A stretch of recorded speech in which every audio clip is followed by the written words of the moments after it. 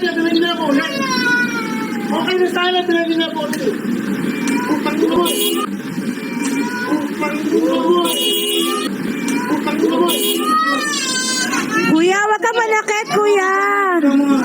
Nag-viral sa social media ang ginawang pananakit ng driver netong pickup sa nagkakariton. Kitang-kita sa video mga idol na sinampal o binatukan netong driver ang nagkakariton. Ano ba namang laban mga idol netong nagkakariton sa driver netong pickup? Hindi naman natin hinahamak itong nagkakariton. Kitang-kita naman mga idol na wala siyang kalaban-laban dito. Buti na lang merong matapang na nag-video netong nasabing insidente. Dahil kung hindi, walang ebidensya ang ginawang pananakit netong driver ng pickup. Kaya nga umabot mga idol sa mismong pamunuan ng LTO at dali-daling inaksyonan mismo ni LTO Chief ASEC Marcos Lacanilaw ang nasabing insidente.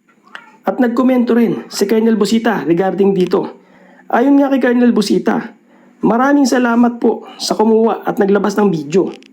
Kung hindi dahil sa kanya, hindi yan makakarating sa liderato ng LTO at hindi mabibigyan ng hustisya ang masamang ginawa niya lalo na sa bata na natakot at nasaksihan ito.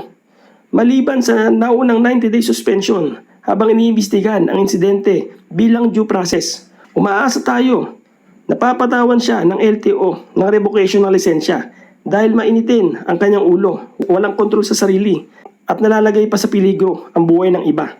Saludo po sa naglabas ng video na nagmalasakit sa kawawang mag-ama. Iyan ang nasabi mga idol o komento ni Colonel Busita regarding dito. At basahin naman natin mga idol ang naging statement ng LTO regarding dito. Ayon nga sa LTO mga idol, driver na nanakit ng mag-amang magkakariton, sinuspinde ng LTO ang lisensya sa loob ng 90 days habang isinasagawa ang investigasyon.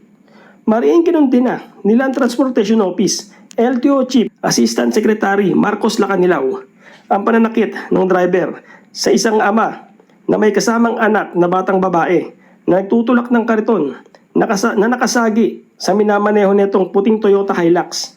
May kita sa viral video na kumalat sa social media ang ginawang paghampas ng driver ng sasakyan sa ulo ng magkakariton sa harap mismo ng kanyang anak na minor de edad na pumapalaw sa pag-iyak dahil sa matinding takot. Dahil dito, agad na inatasan ni ASEC Lacanilaw ang LTO Intelligence and Investigation Division IID na mag-issue ng show cause order SCO laban sa nasabing driver ng Toyota Hilux kasabay ng pagpapatupad ng 90 days preventive suspension sa kanyang driver license.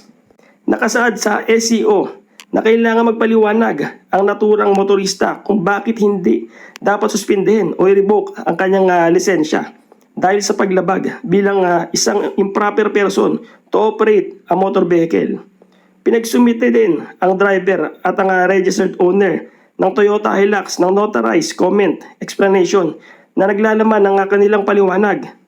Nagbabala si ASEC Lacanilaw na posibleng tuluyang ma-revoke ang lisensya ng driver at ang hindi pagdalo sa itinakdang hearing ng LTO IID ay nangangahulugan ng pagbaliwala sa karapatan madinig ang panig ng driver at nagmamay-ari ng sasakyan.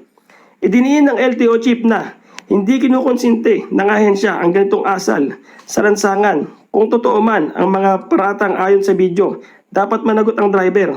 Tinitiyak natin sa publiko na bibigyan natin ng hustisya ang insidenteng ito.